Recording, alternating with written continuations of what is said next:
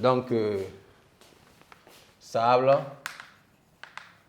le sable est très dur. Le sable est le vert. Voilà. Par contre, l'argile est tendre. Il est réable à l'ongle. OK. Bien, en ce qui concerne la densité du sable, la densité de l'argile. Voilà. Je parlais tantôt de la possibilité de mettre la roche en question dans de l'eau et de voir si la roche va se retrouver au fond ou bien si la roche serait suspendue sur l'eau. Ici, à travers cette expérience, on dira du sable que le sable est moyennement dense. Voilà. L'argile, par contre, est dense. Voilà. Et l'argile est plus dense que le sable. Voilà. L'argile est plus dense que le sable. Bien, la perméabilité. Est-ce que le sable se laisse traverser par l'eau? Est-ce que l'argile se laisse traverser par l'eau? Voilà, voici deux questions que nous allions répondre. En ce qui concerne le sable, effectivement, quand vous versez de l'eau sur du sable, vous allez le recueillir en bas. Voilà, pour dire que le sable se laisse traverser par l'eau. Le sable est perméable. Voilà. Cette perméabilité même nous permet justement de filtrer l'eau. C'est une technique de filtration d'eau. Et en ce qui concerne l'argile, l'argile est imperméable. Il est imperméable à l'eau. Quand vous versez de l'eau sur de l'argile, vous ne pouvez pas recueillir cette eau en bas. Voilà, il est imperméable à l'eau. Nous allons mener de petites expériences, des petits schémas pour mettre en évidence justement la perméabilité du sable et l'imperméabilité de l'argile. Voilà.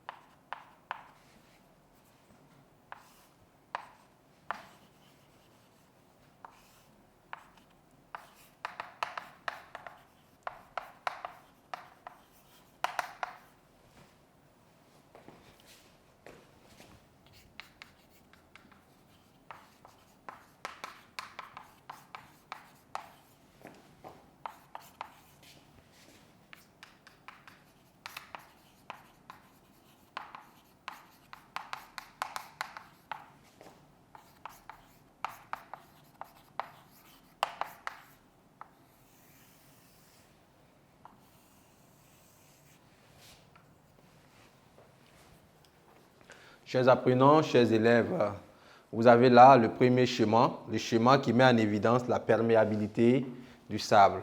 Voilà, là nous avons un bocal et là c'est un entonnoir. Et au niveau de l'intersection, nous avons du coton. Sur le coton, on a du sable et on verse de l'eau sur le sable. Voilà, c'est une technique qui permet de filtrer l'eau. Voilà, donc l'eau va traverser le sable, traverser le coton. Et l'eau que nous allons recueillir justement au fond du bocal, ça serait de l'eau filtrée. Voilà. Donc cette expérience met en évidence la perméabilité du sable. À côté de ce schéma, nous avions là un autre schéma, hein, l'entonnoir, voilà, une pâte d'argile, c'est-à-dire que de l'argile qu'on a malaxée avec de l'eau, mélangée avec de l'eau, et on verse de l'eau sur ce filtre d'argile là. Voilà, quelques temps après, on ne constate plus rien. Il n'y a pas d'eau recueillie justement dans le bocal. Donc, le filtre d'argile a bloqué justement le passage de l'eau. Donc, cette expérience permet de mettre en évidence l'imperméabilité de l'argile. Voilà. Donc, ici, nous allions mettre perméable et là, imperméable. Voilà. Bien, on continue dans notre tableau. Dernier élément des propriétés physiques, action de la chaleur. Est-ce que la chaleur a un effet sur le sable? Est-ce que la chaleur a un effet sur l'argile? Sur le sable, la chaleur n'a pas d'effet. Hein? Pour faire fondre le sable, il faut que la température atteigne 2000 degrés, voire plus. Voilà.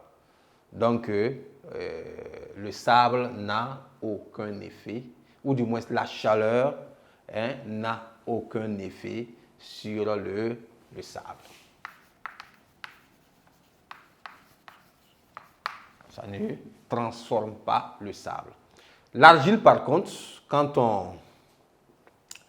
on dépose de l'argile sur du feu, et à un moment donné, le volume de cette argile-là va diminuer, ça c'est un. De deux, ça se craquelle, ça se concasse. Et ça perd justement sa plasticité. Voilà, je prends un exemple. Vous savez comment on fabrique les canaris, les jarres. Hein? Les potières utilisent de l'argile. Hein?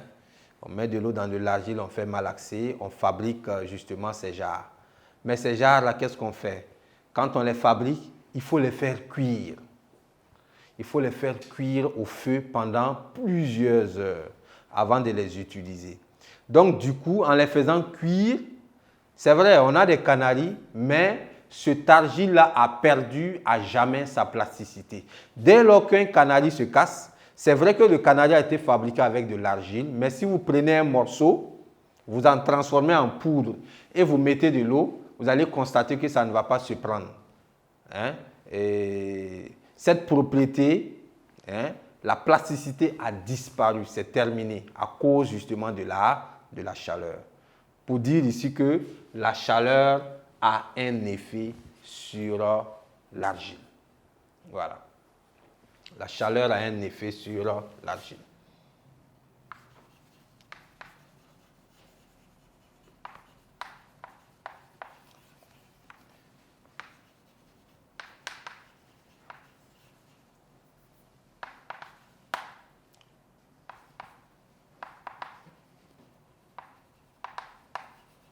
Diminue de volume. Voilà. Vous pouvez ajouter ce craquel. Voilà. Bien, action chimique. Et propriété chimique, excusez-moi. Propriété chimique, action de l'eau. Voilà. Ici, est-ce que le sable mis dans de l'eau disparaît? Est-ce que le sable est soluble dans l'eau? C'est la question. Est-ce que l'argile est soluble dans l'eau? Voilà.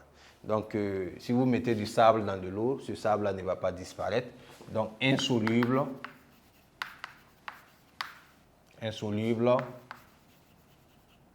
dans l'eau. Voilà. Insoluble dans l'eau. Mais maintenant, en ce qui concerne l'argile, c'est pareil. Hein? Insoluble. Voilà. Mais mouillé devient plastique. L'argile est mouillée, l'argile devient plastique, l'argile devient malléable. On peut le transformer, voilà, en plusieurs objets. Action de l'acide. Est-ce que si vous versez de l'acide sur de l'argile ou du sable, on aura effervescence. Je vais essayer. Voilà. Il n'y a pas effervescence, ça ne bout pas, donc il n'y a pas effervescence. Mais attention, il y a des argiles qui contiennent du calcaire. Si vous rencontrez ces argiles-là, dès lors que vous versez de l'acide dessus, il y aura effervescence à cause justement de la présence de calcaire. Donc c'est pareil pour le sable, c'est pareil pour l'argile. Sinon, de prime abord, il n'y a pas d'effet. Mais en présence du sable contenant du calcaire, en présence d'argile contenant du calcaire, il y aura effervescence.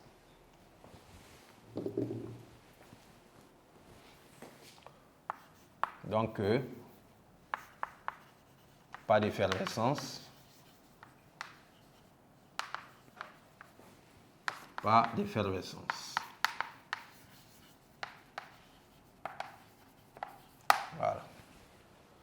Chers apprenants, chers élèves, nous voici au terme de ce petit B. Voilà. Où nous avions parlé des propriétés physiques et chimiques du sable et de l'argile. Voilà.